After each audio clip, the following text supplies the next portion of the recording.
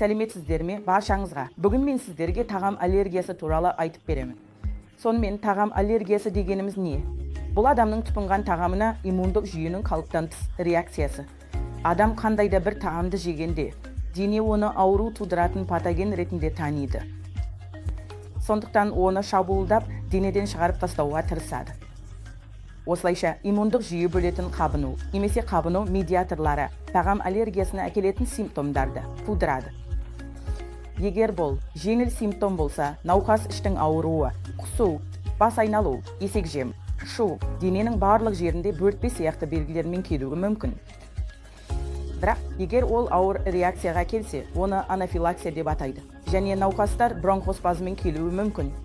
Бұл тыныс алудың қиындауы, оттегі қанығуының төмендеуі, жүрек соғу жиілігінің артуы, қан қысымының төмендеуі, еріннің ісінуі, тілдің ісінуі, тамақтың бітелуі немесе кейде есінен тану болуы мүмкін. Сондықтан науқас осы симптомдардың кез келгенімен жедел жәрдемге келгенде, біз дәрігерлер оны клиникалық түрде анықтаймыз.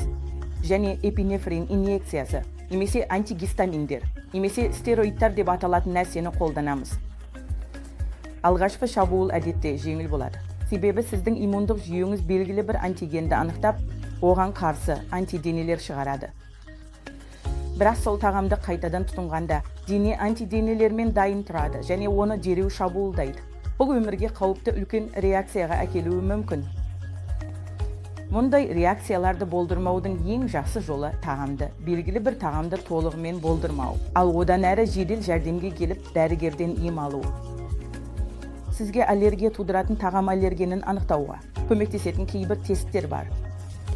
Көбінесе аллергия тудыратын тағамдар сүт, жұмыртқа, жер жаңғақ немесе басқа жаңғақтар, немесе теңіз өнімдері, қабыршақтылар немесе соя. Сондықтан абай болыңыз және сіздің қандай да бір тағамға аллергияңыз бар жоғын тексеріңіз.